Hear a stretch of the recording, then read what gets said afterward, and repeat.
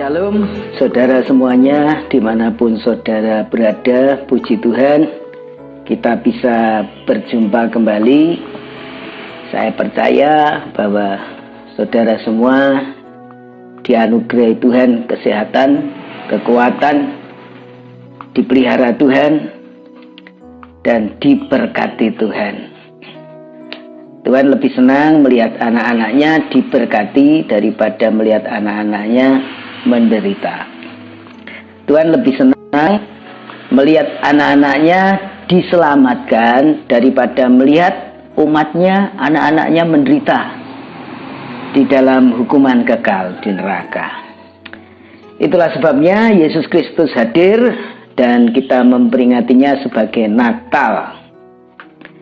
Beberapa hari lagi atau sepanjang bulan Desember ini, banyak gereja-gereja sudah mulai mempersiapkan ibadah maupun juga perayaan Natal. Walaupun tentunya pada tahun ini ibadah maupun perayaan Natal diselenggarakan agak berbeda, tidak seperti tahun-tahun sebelumnya. Ya, kita tahu bahwa pada bulan ini kita masih dalam situasi menghadapi pandemi COVID-19. Saudara, dalam perjumpaan kita kali ini saya ingin menyampaikan firman Tuhan untuk saya sharekan kepada Bapak Ibu dan saudara semuanya. Judulnya adalah Dari Aib Menuju Kemuliaan. Saudara, Yesus Kristus datang ke dunia ini sebenarnya adalah anugerah Allah yang ajaib, anugerah Allah yang besar buat manusia. Dan itulah sebabnya kita bersyukur bahwa Yesus Kristus hadir di dunia ini. Saudara, rancangan Allah menciptakan manusia sesungguhnya bukan agar manusia itu mengalami keterpurukan ataupun mengalami aib yang memalukan. Allah menciptakan manusia segambar dengan dirinya adalah agar manusia dapat hidup dalam keadaan baik dan juga dalam kemuliaan, memuliakan penciptanya. Itu salah satu tujuan Allah menciptakan manusia. Namun oleh karena manusia itu jatuh dalam dosa, nah manusia menjadi kehilangan kemuliaan Allah. Manusia menjadi makhluk Tuhan yang memiliki aib, menyandang aib di dalam dirinya. Sebagaimana Roma 3 ayat 23 dikatakan bahwa karena semua orang telah berbuat dosa dan telah kehilangan kemuliaan Allah. Setiap orang, setiap manusia berdosa, jatuh dalam dosa, berbuat dosa, dan kehilangan kemuliaan Allah. Pertanyaannya adalah, adakah kabar baik bagi seseorang yang memiliki aib di dalam hidupnya? Nah, untuk itu saya ingin menyampaikan firman Tuhan kepada saudara-saudara sekalian pada saat ini. Mari kita membuka Matius pasal 1 ayat 1 sampai 17. Matius pasal 1 ayat 1 sampai 17. Di bawah judul perikop Silsilah Yesus Kristus. Silsilah Yesus Kristus. Saudara-saudara, setiap orang ada di dunia ini ya memiliki silsilah, kecuali Adam ya. Di atas Adam itu tidak ada nenek moyang, tidak ada kakek, tidak ada nenek. Tapi setelah Adam ya termasuk kita tentunya memiliki silsilah. Hanya masalahnya tidak semua orang punya catatan silsilah, terutama nenek moyangnya.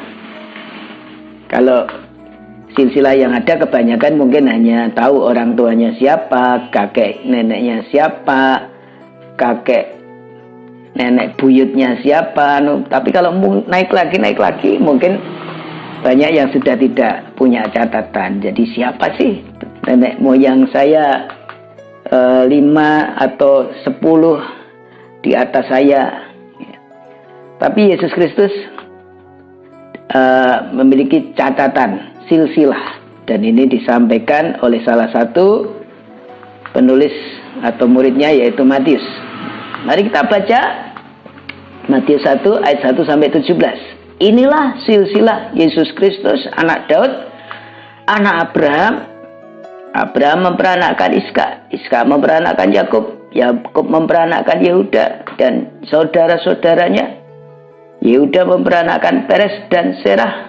Dari Tamar, Peres memperanakkan Hesron, Hesron memperanakkan Ram, Ram memperanakkan Aminadab, Aminadab memperanakkan Nahason, Nahason memperanakkan Salmon, Salmon memperanakkan Boas dari Rahab, Boas memperanakkan Obed dari Rut, Obed memperanakkan Isai, Isai memperanakkan Raja Daud, Daud memperanakkan Salomo dari istri Uria, Salomo memperanakkan Rehabeam, Rehabeam memperanakkan Abia, Abia memperanakkan Asa, Asa memperanakkan Yosafat, Yosafat memperanakkan Yoram, Yoram memperanakkan Usia, Usia memperanakkan Yotam, Yotam memperanakkan Ahas, Ahas memperanakkan Hizkia, Hizkia memperanakkan Manasya, Manasya memperanakkan Amon, Amon memperanakkan Yosia, Yosia memperanakkan Sekonya dan saudara-saudaranya pada waktu pembuangan ke Babel.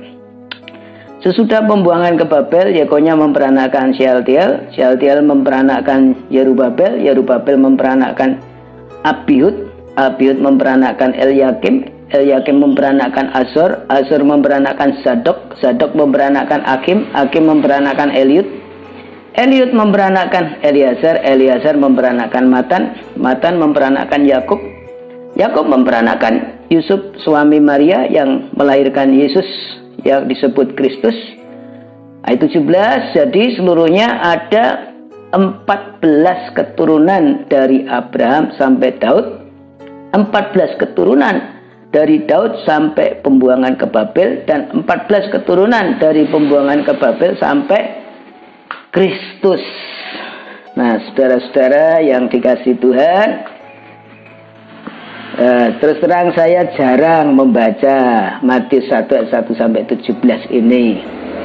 Karena apa yang dituliskan di sini adalah silsilah, ya. Silsilah, sekalipun itu silsilah Yesus Kristus, waktu saya membaca itu saya kurang tertarik sebab isinya hanya Abraham memperanakkan Iskak, Iskak memperanakkan Yakub, Yakub memperanakkan dan seterusnya ya. Lalu kadang saya berpikir ini kok ditulis begini nih, maksudnya apa? Tapi saudara-saudara, silsilah itu memang penting, terlebih untuk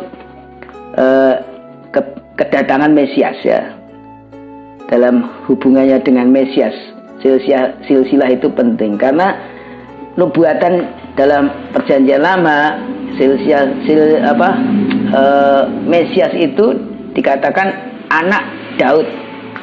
Jadi pastilah harus ada silsilah yang menjelaskan ke bawah setelah Daud itu siapa ya. Dan kalau ada orang yang dikatakan sebagai Mesias, kalau diruntut silsilahnya ke atas ke nenek moyangnya, maka harus sesuai dengan apa yang dinubuatkan oleh Alkitab, oleh Perjanjian Lama.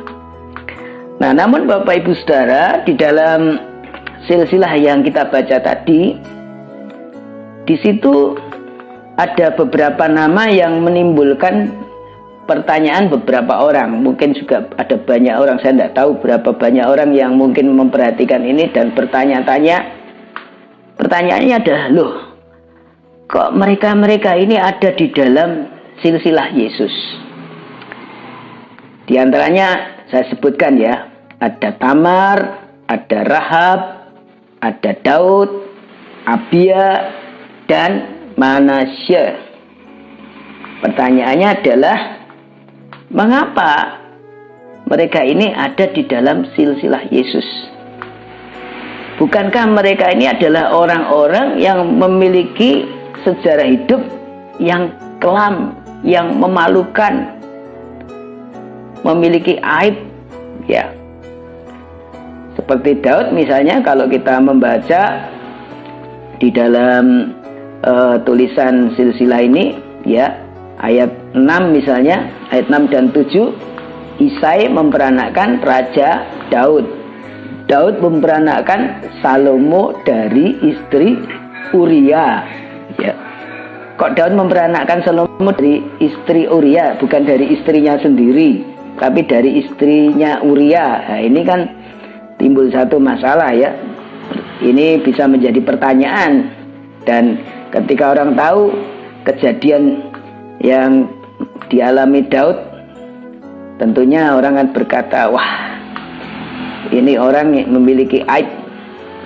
Begitu juga salah satunya yang saya ingin sampaikan di sini adalah orang yang bernama Rahab. Nah, Bapak Ibu Saudara, mungkin juga sama. Ada banyak orang bertanya, kenapa Rahab ada di dalam silsilah Yesus Kristus? Nah, Saudara, Rahab, sebagaimana kita bisa baca ceritanya di Yosua 6 ayat 25, itu adalah perempuan yang dikenal sebagai pelacur. Nah, saudara-saudara, dalam Alkitab, kata Rahab itu berarti pelacur atau pezina, ya. Sehingga jelas bahwa sebutan Rahab ini diberikan kepada perempuan yang berzina dengan sengaja, seperti misalnya para pelacur atau pelaku prostitusi atau wanita tunasusila, PSK, ya, itu disebut Rahab.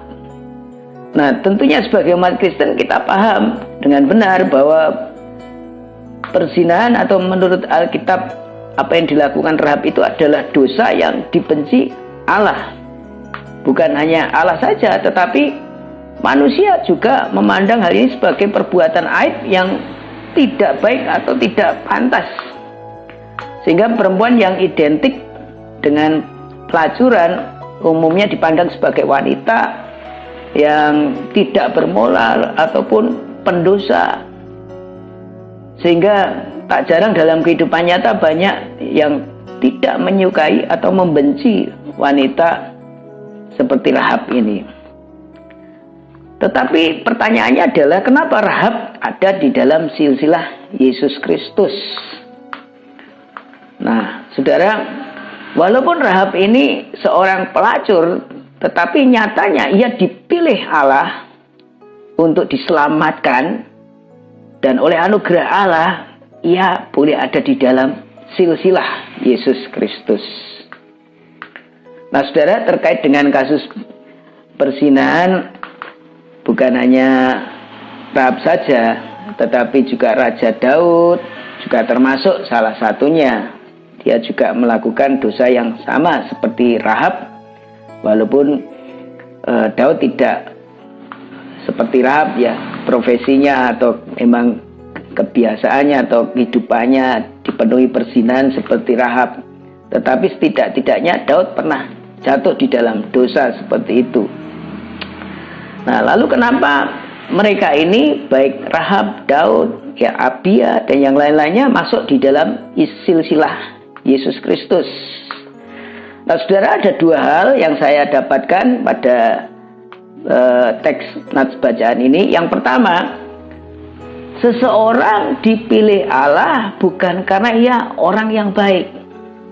Orang yang dipilih Allah memang tidak selalu orang baik, namun yang pasti kalau seseorang itu dipilih Allah, hidupnya akan diubahkan dan ia akan bertobat dari dosa-dosanya, ya. Nah, saudara, kalau alasan Allah memilih seseorang untuk diselamatkan dan diangkat menjadi alatnya adalah karena ia orang yang baik, maka Rahab, Daud tidak masuk di dalam kriteria itu. Bahkan bisa jadi Tuhan akan tidak menemukan seorang pun yang layak untuk dipilihnya. Satu misal, Di dalam Markus 10 ayat 18 ada seorang yang mengatakan Yesus itu sebagai guru yang baik, tapi jawab Yesus apa? Dalam Markus 10 ayat 18 Tuhan Yesus berkata, "Mengapa kau katakan aku baik? Tak seorang pun yang baik selain daripada Allah saja." Tuhan Yesus berkata begitu. Tak ada seorang pun yang baik selain Allah saja. Jadi di dunia ini tidak ada sesungguhnya orang yang dikatakan baik. Setiap orang memiliki dosa, kesalahan. Roma 3:23, semua orang telah berdosa dan bahkan kehilangan kemuliaan Allah. Tidak ada seorang pun yang baik. Firman Tuhan berkata demikian. Sehingga tidak ada dasar orang memegahkan diri, menyombongkan diri, seolah-olah bahwa dirinya itu lebih baik dari yang lain. Semua sudah jatuh dosa. Hanya perbedaannya yang seorang sudah ketahuan dosanya apa, bahkan sudah dipublikasikan, sudah diakui dia melakukan kesalahan, dosa, tapi yang lain mungkin belum ketahuan, mungkin tidak mau mengakui kesalahannya, menutup-nutupi, itu bedanya.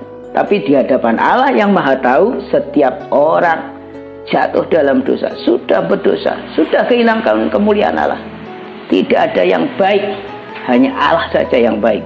Itu kata firman Tuhan, bukan kata saya, Bapak Ibu Saudara ya. Nah, kisah kehidupan Rahab yang dituliskan dalam Alkitab, bahkan nama Rahab itu ada di dalam silsilah Yesus Kristus, padahal dia adalah seorang pendosa, seorang pelacur. Nah, tentunya adalah supaya memang diketahui oleh publik, oleh umat Kristen di seluruh dunia, bahwa apa yang buruk dan penuh aib di dunia ini dapat diubahkan oleh Allah secara drastis, secara ajaib, luar biasa. Orang yang hidupnya penuh dengan aib di tangan Allah dapat diubahkan. Orang yang karena aibnya terpuruk diangkat oleh Tuhan. Allah sanggup mengangkatnya, memulihkannya, memprosesnya jadi orang yang berguna, jadi alat Tuhan, dipakai Tuhan untuk karya-karya Tuhan. Dan itulah yang terjadi pada diri Rahab. Pada waktu ada pengintai-pengintai yang akan masuk ke tanah Kanaan, pengintai-pengintai itu dalam bahaya, hampir ketangkap. Kalau ketangkap pasti dibunuh. Tapi Rahab dipakai oleh Tuhan untuk menyelamatkan para pengintai ini. Nah, saudara-saudara, Rahab bisa menjadi berkat. Bahkan setelah itu saya percaya bahwa Rahab mengalami perubahan hidup. Karena dalam ayat-ayat berikutnya, termasuk juga apa yang ditulis dalam Ibrani, Rahab itu termasuk salah satu orang yang beriman. Dan imannya itu patut diteladan. Nah, saudara, pertobatan seseorang dari dosa itu akan membuatnya keluar dari keadaan aibnya. Oleh pertobatan itu Allah akan mengangkatnya, akan memindahkannya dari kubangan aib kepada kemuliaan. Ada banyak di dalam Alkitab yang dapat kita baca kisah-kisah orang yang seperti itu. Orang yang dulunya itu pendosa, orang yang dulunya hidupnya itu tidak karu-karuan, orang yang dulunya itu hidup di dalam dosa. Tapi setelah bertobat, Tuhan angkat dia, Tuhan selamatkan dia. Karena apa? Tuhan lebih suka orang berdosa bertobat dan diselamatkan daripada orang tetap tinggal di dalam dosanya dan binasa. Nah, saudara-saudara, sejatinya yang paling penting bagi setiap orang adalah pertobatan. Sekalipun orang penuh dosa seperti apapun dulu latar belakangnya, hidupnya gelap seperti apapun, jatuh dalam dosa yang dalam seperti apapun, tetapi saat pendosa melakukan kehendak Allah dan bertobat, maka Allah tergerak hati mengampuni dan mengaruniakan anugerah keselamatan kepadanya. Sekalipun ia seorang pelacur seperti Rahab yang dianggap sangat hina, ketika mau bertobat Allah akan mengampuninya. bahkan menganugerahkan kemuliaan kepadanya. Jadi dari firman Tuhan yang kita baca ini ada satu pesan, bahwa ketika kita terjatuh, ketika kita berbuat satu kesalahan, baik yang disengaja ataupun tidak disengaja karena kelalaian kita, tapi kita menyadari, kita tahu bahwa itu dosa dan kita mengambil komitmen untuk bertobat, untuk percaya kepada Tuhan Yesus, maka Tuhan akan menyelamatkan, Tuhan akan mengampuni, Tuhan akan mengangkatnya dari lembah dosa yang penuh aib itu pada keselamatan dan kemuliaan. Nah, saudara-saudara, orang berbuat dosa, kesalahan itu memang ada konsekuensinya, ya. Konsekuensinya, sekalipun sudah bertobat, sekalipun kita sudah meninggalkan dosa, tapi konsekuensi itu tetap ada dan harus dihadapi. Salah satunya adalah konsekuensinya itu adalah apa? Mungkin lingkungan sosial kita, lingkungan keluarga kita, ya, ada yang masih belum bisa menerima kita, belum bisa mengampuni kita, masih terus mengingat-ingat kesalahan kita, tidak pernah bisa melupakan, bahkan mungkin belum bisa mengampuni, bahkan sudah berbulan-bulan, sudah bertahun-tahun tetap, ya. Nah, saudara, itu memang salah satu konsekuensi perbuatan dosa yang kita lakukan, ya. Apalagi kalau sampai itu menyakiti hati orang lain, kalau itu sampai merugikan orang lain, dan kita mungkin belum terampuni kesalahan kita. Tapi meskipun manusia belum mengampuni, padahal kita sudah minta maaf, minta ampun, ya, Tuhan tetap mengampuni kita asal kita berdoa dan mohon pengampunan kepada Tuhan. Tuhan berkata bahwa kalau kita mengaku dosa-dosa kita, kita bertobat, Tuhan akan mengampuni. Tuhan berkata, aku tidak menghukum engkau, pergilah, tapi jangan berbuat dosa lagi. Itu yang Tuhan katakan kepada orang yang berdosa, yang ketangkap basah dan seharusnya dihukum. Itu Tuhan. Nah, jadi saudara-saudara, ya, kita saat ini kalau kita berdosa dan kita nyadari itu dosa dan Tuhan membenci dosa, Tuhan tidak suka pada dosa, Tuhan kudus, Tuhan tidak mungkin bersatu dengan dosa, dengan orang yang berdosa. Kalau orang berdosa tidak bertobat, tidak diampuni, tidak menjadi kudus, maka tidak mungkin akan menjadi satu dengan Tuhan. Pada zaman dulu kalau orang berdosa, tidak bertobat, tidak menyucikan diri, dan waktu itu ada dalam hadirat Tuhan, orang itu akan langsung mati. Nah, jadi saudara-saudara, kita harus bertobat dari segala macam dosa yang kita lakukan, dan Tuhan akan mengampuni. Nah, saudara-saudara, kalau perkara orang tidak mengampuni kita, maka orang itu akan berurusan dengan Tuhan, ya. Itu yang kita tahu dari firman Tuhan. Dalam doa Bapa kami kan kita juga diajar, ampunilah kesalahan kami seperti kami mengampuni kesalahan orang yang bersalah kepada kami. Nah, saudara-saudara, apa yang kita lakukan itu menjadi ukuran Tuhan akan melakukan itu kepada kita. Kalau kita bisa mengampuni orang, maka kita akan diampuni. Kalau kita susah mengampuni orang, maka kita juga akan susah untuk diampuni Tuhan, susah untuk menerima pengampunan dari Tuhan, karena kita sendiri yang membuat hal itu terjadi, ya. Jadi kalau saudara berdoa minta diampuni dosanya, ya kita harus mengampuni juga kesalahan orang lain. Kita juga sama-sama kok punya kesalahan. Kalau kita bersalah minta diampuni, ya kita juga harus bermurah hati untuk mengampuni orang lain.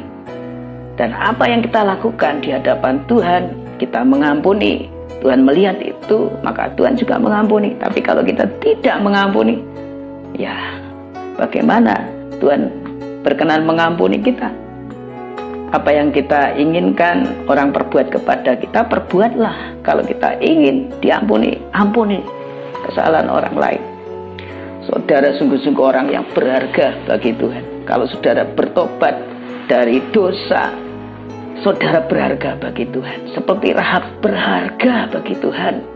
Itulah sebabnya Rahab dipakai Tuhan untuk menurunkan Mesias, ya, dalam silsilah Mesias. Nah, saudara, yang terakhir, orang yang dipilih Allah, imannya kepada Allah menjadi teladan bagi sesamanya. Nah, saudara-saudara, penyandang aib yang bertobat, kehidupannya bisa menjadi berkat bagi orang lain. Bahkan oleh iman percayanya, ya, ia diselamatkan dan bertumbuh menjadi pribadi, bertumbuh dalam hal imannya kepada Tuhan, dan akhirnya dia menjadi orang yang patut menjadi teladan bagi orang lain. Dalam Ibrani 11 ayat 31, mari kita membaca. Bagi saudara yang ada Alkitab, bisa dibuka Ibrani 11 ayat 31. Ya, saya akan bacakan, demikian bunyinya. Karena iman, maka Rahab perempuan sundal itu, ya, karena iman, maka Rahab perempuan sundal itu tidak turut binasa bersama-sama dengan orang-orang durhaka, karena ia telah menyambut pengintai-pengintai itu dengan baik. Menurut Ibrani pasal 31, Rahab yang dikenal sebagai perempuan sundal itu, ya, tidak binasa, diselamatkan oleh Tuhan, terima anugerah yang ajaib oleh Tuhan, dari Tuhan, terima berkat anugerah yang besar dari Tuhan, bahkan boleh menjadi salah satu orang yang tercatat dalam silsilah Yesus Kristus. Karena apa? Iman, saudara. Iman, sekali lagi. Tapi bukan iman yang kosong, bukan iman yang mati, iman yang dibuktikan melalui perbuatan. Ya. Apa yang menyebabkan Rahab berharga bagi Allah? Karena ia memiliki iman. Apa yang membuat Rahab layak menerima kemuliaan? Karena Rahab bertobat dari dosa-dosanya, sehingga dia kemudian berubah menjadi orang yang sungguh-sungguh beriman, sungguh-sungguh percaya, terbukti imannya kepada Tuhan. Itu, saudara-saudara. Nah, saudara-saudara yang dikasihi Tuhan, tidak ada dasar kita berputus asa gara-gara kita terjatuh dalam dosa, kita hidup di dalam aib, ya. Saya mendengar banyak orang yang sudah jatuh dalam dosa, hidup dalam aib, lalu putus asa, sudah merasa tidak berguna, tidak berharga, wis anggapannya wis sisan we, dadi sampah masyarakat, wis dadi sampah wis sisan we, sampai mati, akhirnya tetap di dalam dosa. Nah, saudara-saudara, kalau hari ini kita diberi kesempatan hidup oleh Tuhan, diberi kesempatan untuk hidup oleh Tuhan, itu artinya apa? Tuhan memberi kesempatan kita untuk berbenah diri, untuk bertobat dari dosa, dosa apapun. Kita bertobat, kita datang kepada Tuhan. Tuhan, aku ini telah berdosa. Tuhan, aku ini telah melakukan kesalahan-kesalahan. Tuhan, ampuni Tuhan. Aku mau berubah Tuhan, aku mau bertobat Tuhan. Mari Tuhan, berikan kemampuan, kekuatan, kuasa-Mu, aku bisa berubah. Saudara-saudara, tidak ada yang mustahil bagi Tuhan. Ketika Tuhan melihat engkau sungguh-sungguh bertobat, engkau sungguh-sungguh ingin berubah, engkau berkomitmen dengan sungguh-sungguh mau beriman kepada Tuhan, kasih karunia Yesus Kristus akan turun atas saudara. Dosa saudara akan diampuni. Bukan hanya itu, kehidupan saudara akan diangkat oleh Tuhan. Diangkat oleh Tuhan, dipulihkan oleh Tuhan. Kemuliaan Tuhan yang hilang, yang lenyap akibat dosa, dipulihkan. Dipulihkan oleh anugerah Yesus Kristus. Kita manusia yang berdosa penuh dengan aib, diangkat Tuhan menuju kemuliaan. Nah, saudara-saudara, ada pengharapan di dalam Yesus Kristus. Kalau dunia ini menghakimi, kalau dunia ini cenderung menghukum, tapi sebelum akhir segala sesuatu terjadi, sebelum kiamat terjadi, Tuhan masih memberi kesempatan agar kita bertobat, berubah, dan Tuhan ingin menyelamatkan kita. Kalau sebelum bertobat kita akan masuk neraka, hukuman kekal. Tetapi kalau kita mau bertobat dan mau terima anugerah keselamatan lewat Yesus Kristus, Tuhan berkata, akulah jalan, kebenaran, dan hidup. Tidak ada seorang pun sampai kepada Bapa kalau tidak melalui aku. Orang mau bertobat, datang pada Yesus. Saudara, Tuhan berkata, di rumah Bapakku banyak tempat tinggal. Banyak tempat tinggal. Dan kita, saudara, salah satu yang akan menerima anugerah tinggal di rumah Bapa. Saudara, apapun masalah saudara, pergumulan saudara, mari selesaikan hari ini juga. Jangan tunggu-tunggu waktu. Hari ini buat komitmen. Bertobat. Selesaikan di hadapan Tuhan.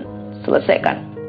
Dan terimalah pengampunan dari Tuhan. Terimalah keselamatan dari Tuhan. Yang saat ini belum mengenal Tuhan Yesus Kristus, belum percaya Tuhan Yesus Kristus, saudara-saudara, dosa tidak bisa dihapus dengan kebaikan kita hari ini. Kebaikan kita hari ini yang untuk hari ini.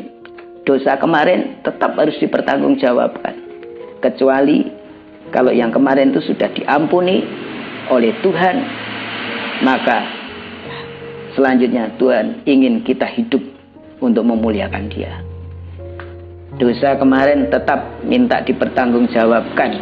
Kalau kita merasa bisa menyelesaikan kesalahan yang kemarin itu dengan kekuatan kita, selesaikan kalau bisa. Dengan cara apa? Perbuatan hari ini dan besok, bukan untuk menutup kesalahan yang kemarin atau lusa. Itu hanya bisa dibereskan kalau kita beriman kepada Yesus Kristus. Karena Tuhan Yesus Kristuslah yang diberi kuasa mengampuni dosa.